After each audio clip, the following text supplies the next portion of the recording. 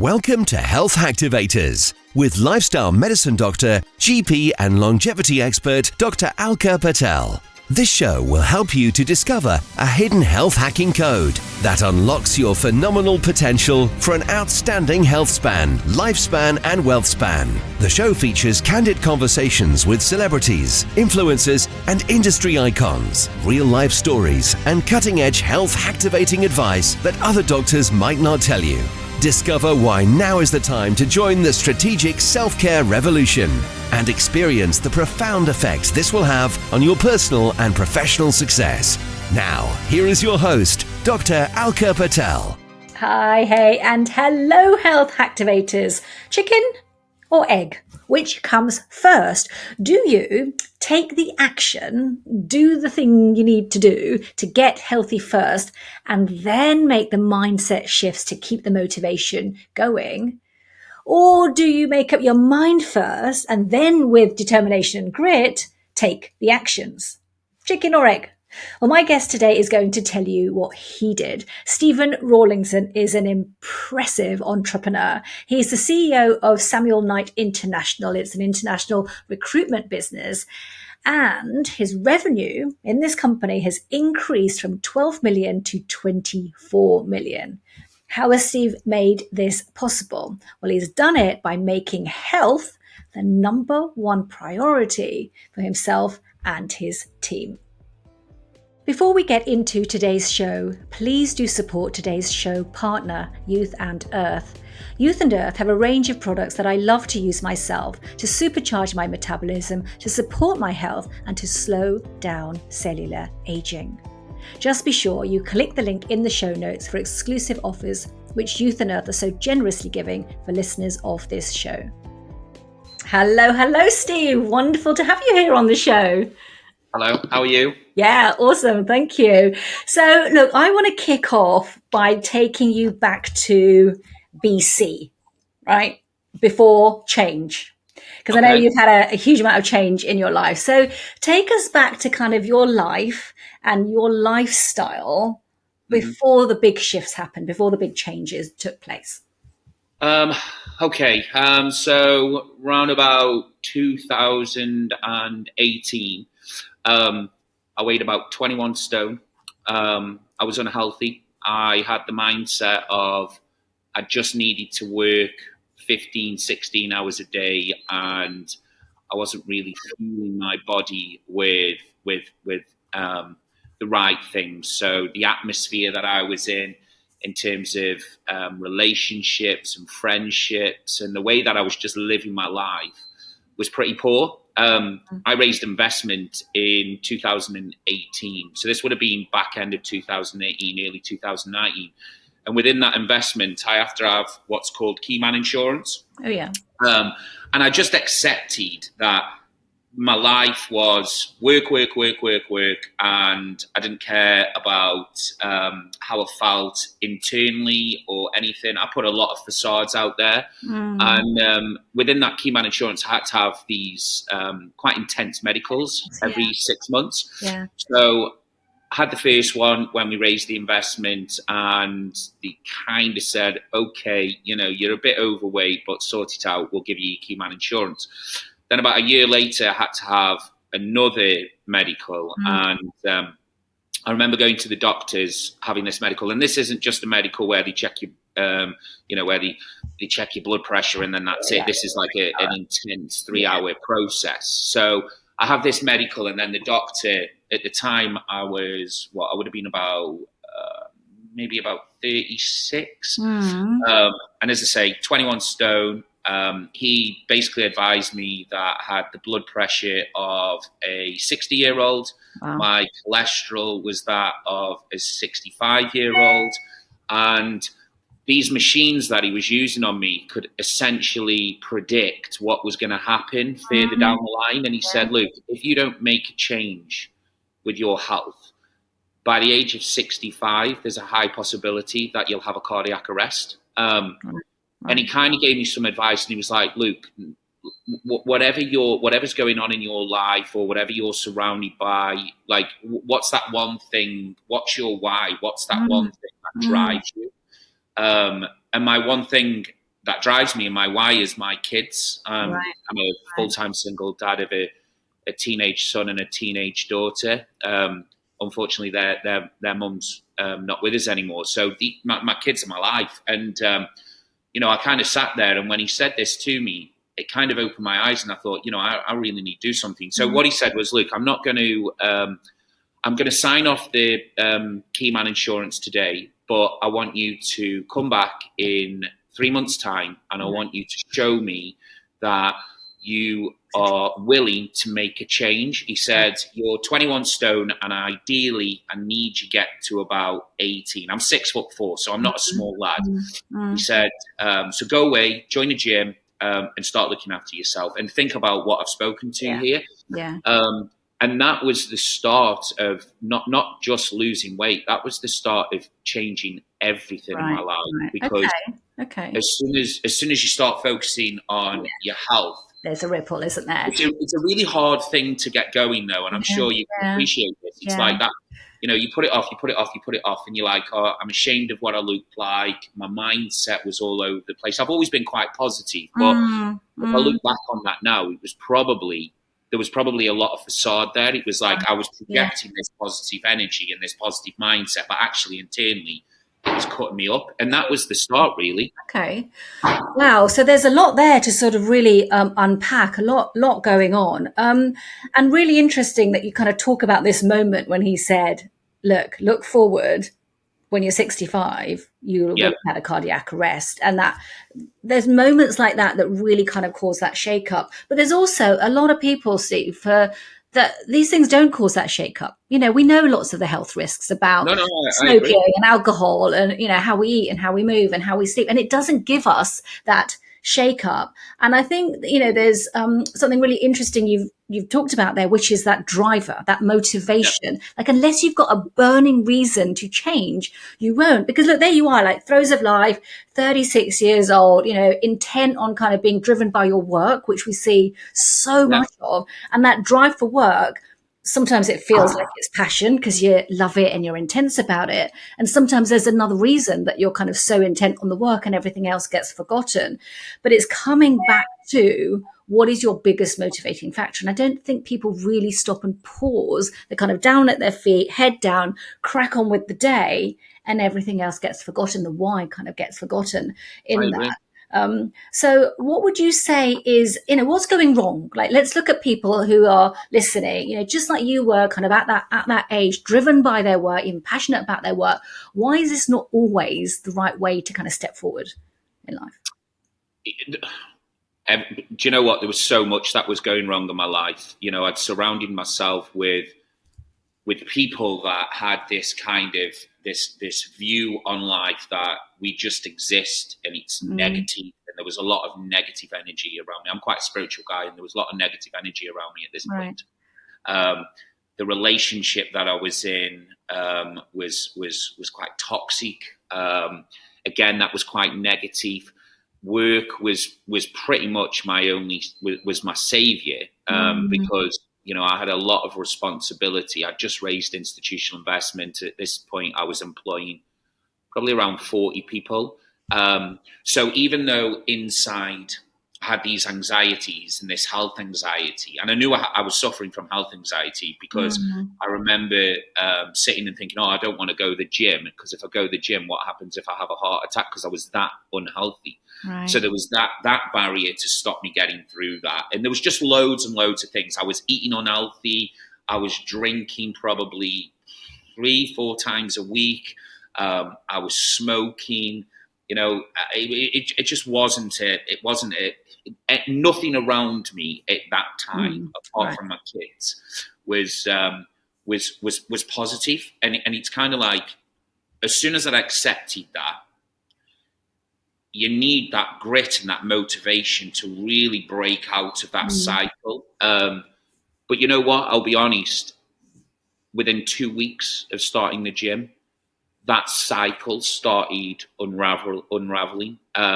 So I start the gym, 21 stone, massively overweight, riddled with health anxiety. And I remember my first training session I got myself a PT because I'd never been to the gym. I didn't really know what to do. My first session, within about 10 minutes, I threw up on the gym floor. Wow. And the PT that was training me, we laugh about it now because he's one of my best friends and we still train together now. He was like, this is the warm-up. What the hell is wrong with you?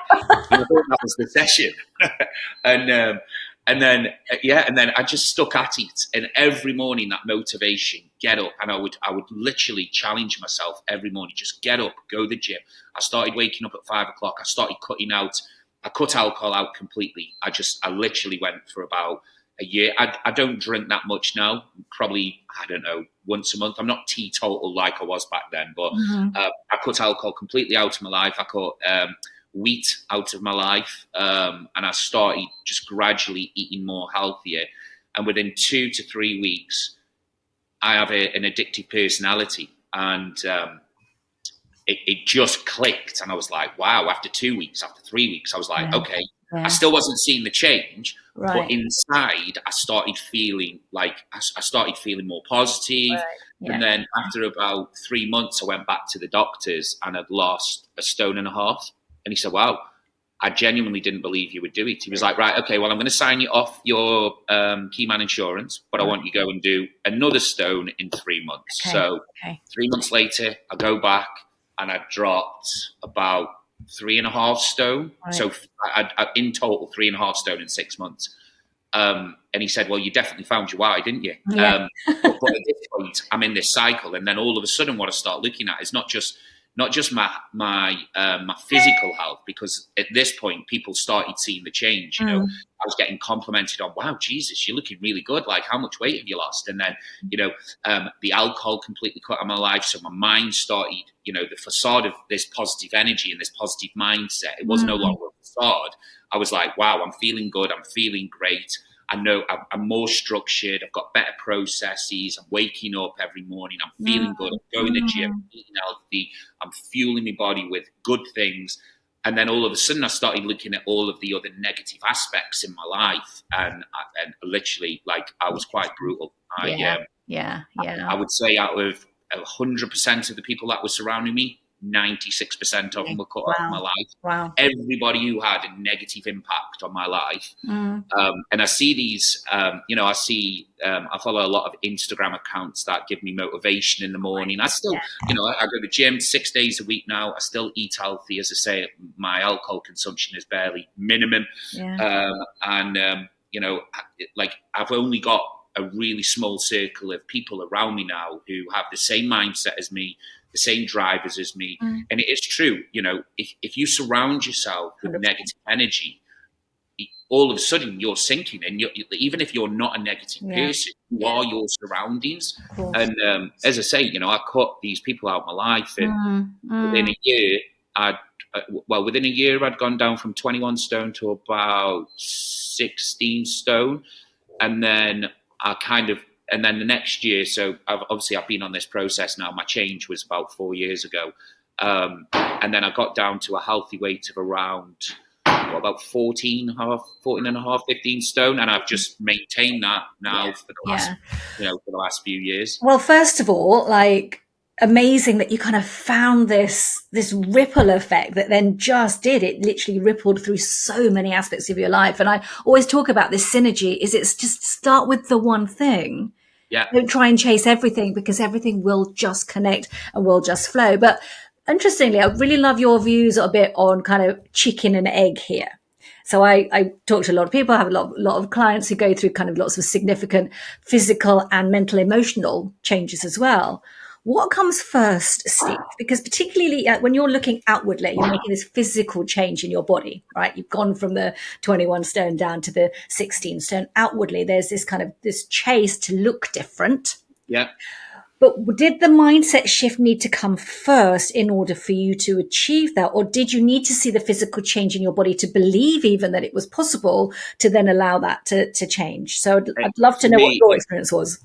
For me, it was definitely the mindset, because it was that, I didn't start seeing the change for, even though if you're that big and you've got this much negativity around you, you don't really start seeing the change for at least 4 or 5 months. So it was really the mindset of, number one, look, I don't want to have a cardiac arrest at 65 years old because, I want to see my kids grow up. I want to see them be successful. I want to be a granddad. I want to see them graduate. I want to see them buy the first house. So that was the thing for me, where it was like, Luke, keep going. Just even though it's just hard, every small step is still a step forward. So that was, for me, it was definitely the mindset first. Yeah. And then you start seeing the changes, 6 months after it started. So it's really hard because you're motivating yourself, and everybody who's motivated to create change and improve their lifestyle, you don't see the results straight away. Yeah. It takes 6 months for you to start seeing them results, but physically inside, mentally, you start feeling that change within 2 to 3 weeks. Yeah. So, to answer your question, it was definitely the mindset for me, 100%. And I think it's important to have that reality check. Again, expectations that, things will shift like this. And they do, because you're releasing all these incredible chemicals by moving and by exercising. You've got your dopamine, you've got your oxytocin, you've got all your serotonins, you've got those endorphins, you've got that feel good. So tap into that in the beginning, right? That's the expectations, is, am I going to feel any different? And then let that feeling and hold on to that to then motivate you to continue, because this is where I see a lot of dropout. People don't see a change in the time-lapse lane that they've created for themselves and then give up. So it's the persistent, isn't it? And it's the consistency. It is. And it takes, as I said at the start, it does take a lot of drive. Right. Let's not say it's easy. Come on, let's not kid anyone that what you did was easy. You might look back on it, you make it look easy, but it wasn't. You've really. Do you know one thing though, Alka? What was really positive is that. So obviously, I'm the CEO of my business, and the ripple effect of me living unhealthy and drinking 3 or 4 times a week and eating crap and not looking after myself, the people who maybe look up to me, their lifestyles were the same. Right. When I started making my change, people started then seeing the results from, oh wow, geez, Steve looks good, and he's more driven, he's more focused, he's more, he's just more. He's on a path now. And then the ripple effect was that under the people who work with me in Samuel Knight, they started making that change as well. And then all of a sudden, I'm seeing my closest people that, I spend more time with than my family. They're starting to focus on their health. They're starting to focus on their mental health. Productivity within my business went through the roof. Profitability went up, people's mindsets went up, and it was all, I'm not just saying this, it was all from me literally going, I'm not living like this anymore. And everyone around me started doing exactly the same. And now, the culture within the business now is high performance, physically and mentally strong. We've got a PT, the PT who actually trained me. He's now the PT of Samuel Knight. He's got his own gym upstairs. People go up there every dinner time. You go up and I literally watch, and there's 25, 30 people training up there. And, everything changed. Literally, if I could write a book about it, and someone said to me, no matter what you feel or what you think drives positive attitude and positive results in your life. If someone had said to me at 25 years old, go to the gym, look after yourself, eat healthy, feed your body with lots of water, get your 10,000 steps in, and I promise you, no matter what toxins you put in your body, they will not have the effect of doing what I'm telling you now, I would have gone, wow, unbelievable. You don't need anything else. I know. And I love that you're sharing this, because there's one thing you didn't do was keep it to yourself, right? No, absolutely not. This is what I need to see is a cultural change, a big shift in just the team that I'm leading. And not just that, but that ripple effect has gone beyond the confines of your building and your work. It's gone into their families and into their homes and into their children and the people that they connect with. So the ripple of this is absolutely huge. And I think when you come into the workplace, we're not doing enough of this yet. We're not really seeing workplaces leading with lifestyle. So the fact that you're the entrepreneur, you're the CEO of your business, you can model that for others and create a tempo in your organization is really what needs to start rippling out to how environments are run, how organizations are run. What do you think is the block for that? Why isn't this the way that workplaces are organized? It's a good question.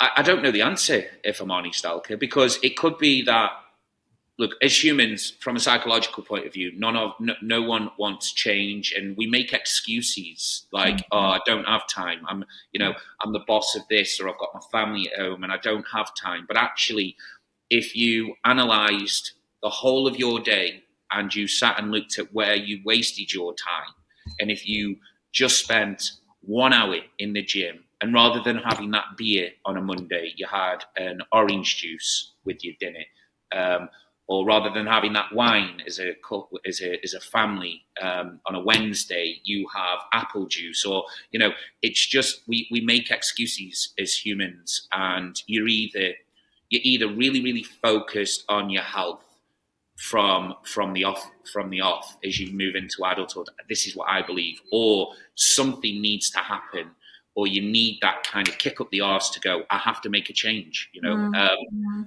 So I don't know the answer. Some people are focused on their physical health, and with physical health, mental health improves.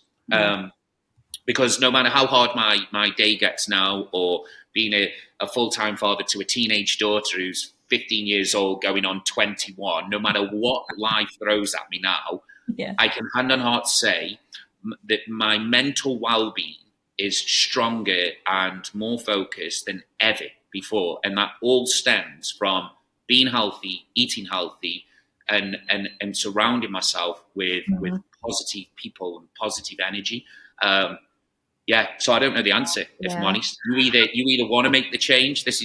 You either want to make the change and you stop making bullshit excuses for yourself, or you don't. And if you don't, the ripple effect is when you get to later on in life, 50, 60, 70, that's when you feel that effect. Yeah. Because time, this is the thing, isn't it? Time is of abundance. Yeah. You don't really sit in your 30s and your 40s and think, I've only got a certain amount of time on this wheel. The clock is ticking, right? And you've got abundance of it. It's like having a never-ending bank balance. It's literally. But then when that runway in front of you is shorter than what's behind you, then all of a sudden you start thinking, 65, 70. Oh, I wish I'd have done this change, or I wish I'd done that. Yeah, and it all starts now. The change now is what you reap. And when you're making that change at 65, you're past halfway in your life, and the impact on that is very little.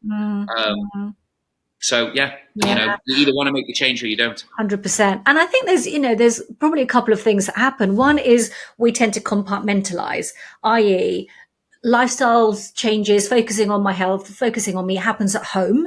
I can't take that into a work environment with me. So there's this sense that, your lifestyle can't follow you wherever you go. At work, there's this sense of this kind of, daily grind. And I think the message that people get very wrong is that success comes from working and working and working and working and putting in the time. And it doesn't. It comes from taking the time out, which you so beautifully conveyed in your organization. Is there's time out space upstairs, guys. PT's there for you. This isn't just about productivity. Comes from sometimes doing less, because then you're actually achieving more. Totally. And this is a big shift that I think absolutely needs to happen, is that your lifestyle needs to follow you wherever you are. If you're at work and your kids need you, they need you. If you're at home and work needs you, it needs you, right? You've got to have that agility and that flexibility to not say, and I think people do this, is like, I'll work, and then I'll go to the gym on my way home. Or, I'll sit all day in the office without moving, but that's okay because I'm going to go to the gym at the weekend. Yeah. It doesn't work like that, right? It doesn't work like that at all. And I think where you've seen it as well show up is in your bottom line, like your business success was dependent on you achieving personal success with your lifestyle, with your health, with your self-care. So talk to me about that connection. Let's talk some numbers here. Like, what have you seen kind of business success-wise? I mean, we've tripled in size in the last 4 years. So, we got through the pandemic and we grew by 40%. back in 2018, we were probably doing in sales around 12 million in sales. And fast forward 4 years later, this year, we're going to do 25.3 million. And next year, we've got a run rate of about 46 million. So we've increased headcount by 35%. We've grown revenues by year in, year out, around about 33%. We launched America in the middle of a pandemic. The pandemic didn't wobble any of the staff whatsoever. Everybody was focused on health and well-being. You know, that was the core thing that I said to him was in the pandemic when we were all locked in his homes. I was like, look, you know, we've all done such an amazing job because we were only in that process for about a year and a half when the pandemic hit. And I said to the management team, look, let's all stay focused here and concentrate on what's really important. And that's our mental well-being. And if we focus on his mental well-being, we stay fit. Don't sit there and just think because you're not in the office, you want to start drinking. Because it was testing on people's mental health. Just push through that and let's stay focused. And you know, we grew in the pandemic by 40%. So the bottom line in the business and the leadership team and everything, the ripple effect has been, you know, I couldn't even write it. It's been unbelievable. I mean, you know, like I say, we've grown by nearly 300%. By the end of this time next year, we would have grown by nearly 300%. And that's all down to every single person in the business looking at the management team and the leadership team and being inspired by individuals that give 110%, not just to their work life, but also their home life. Relationships have improved with partners. People are physically fit, mentally strong. It's been unbelievable. I mean, the last 4 years, it's just, you know, if someone had said to me 4 years ago, focus on this, focus on that, and in 4 years' time you'll have that, I would have literally been like, yeah, okay, whatever. But it did, and you know, and that was all from just you know, staying focused and being healthy. Amazing. I love it. So you're now kind of international. You've got offices around the globe. Is there a difference if you look at kind of work culture in the US and work culture here? Have you seen a difference across the pond? We probably made a change where we hire on values now.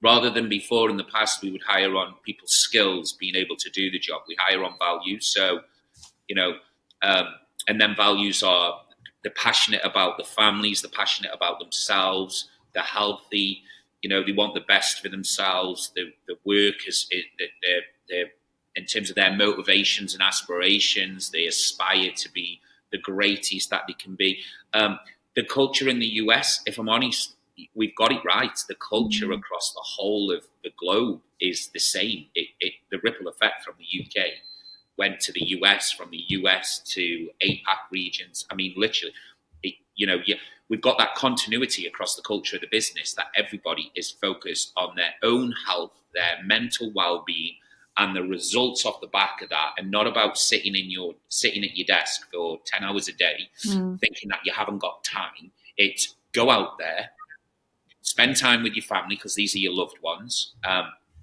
look after yourself, and everything that you want to achieve in life will be achieved. That's the impact that we've got across the cultures within the UK and the USA. Yeah. So give some tips to the listeners about sort of on a practical level, like how does that look in your organization when you say, you know, we're mentally strong or spend time with your family? Is like, what is that kind of 9 to 5? Or maybe you don't even have a 9 to 5 ethos. We don't really have a 9 to 5. We don't. The KPIs of the business now are not based on time in the organization. They're based on the outputs. What advice would I give? How you fuel your body, okay? And my PT said to me, if you bought a high-performance sports car and that high-performance sports car was a petrol engine and you put diesel into that, it ain't going to be a high-performance sports car for very long.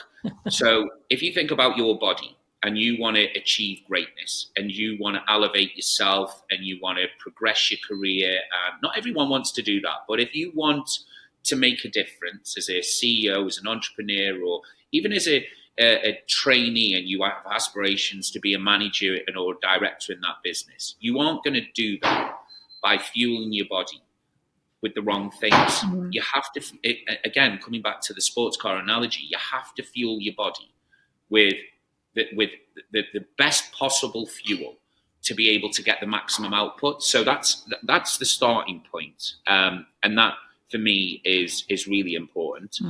And then the other one is look at who you're surrounded by, because not everybody who's in your life is there for is maybe making a positive impact on that.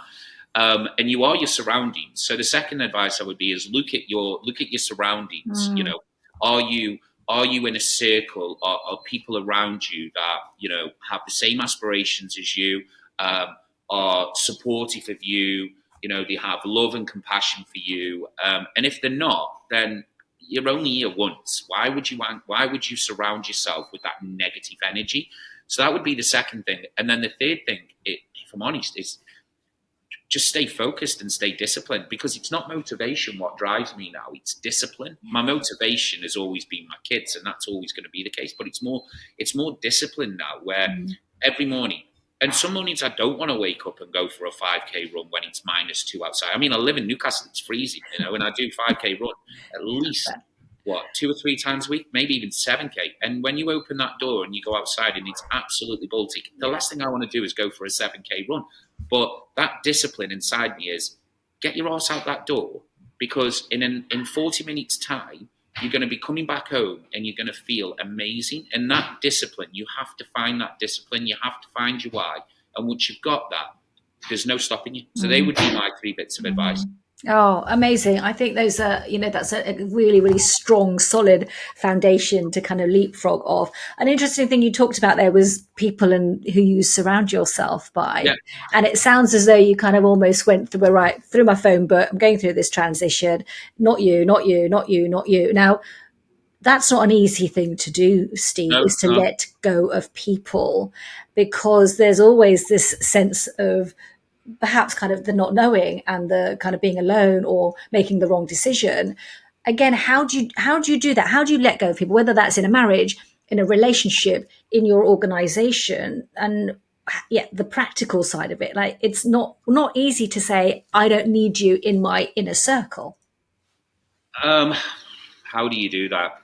Some people don't want to do that. Right. Some people just exist in life and are happy with their surroundings.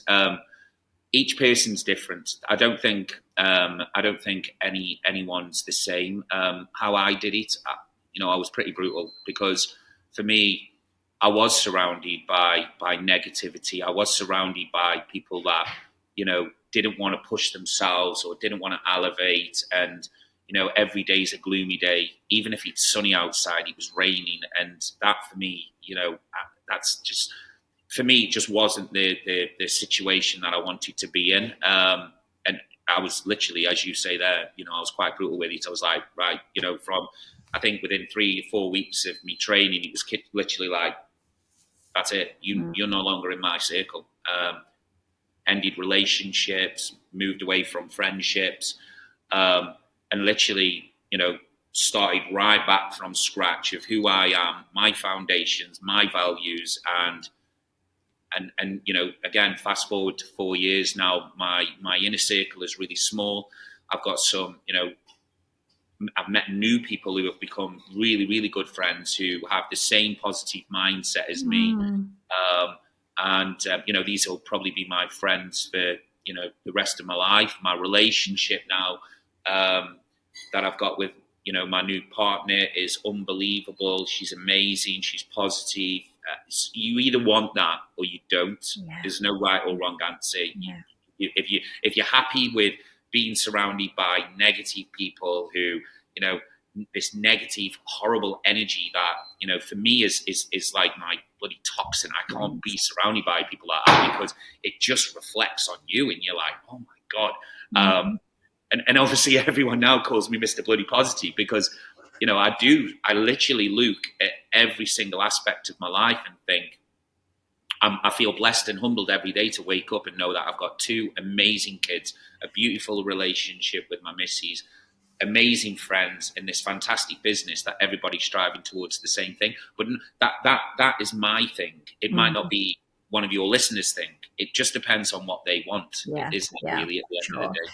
And there's definitely something there about sort of aspiration. So when you talk about kind of who do you choose, because it's all about choice. We all get to make these decisions. I agree.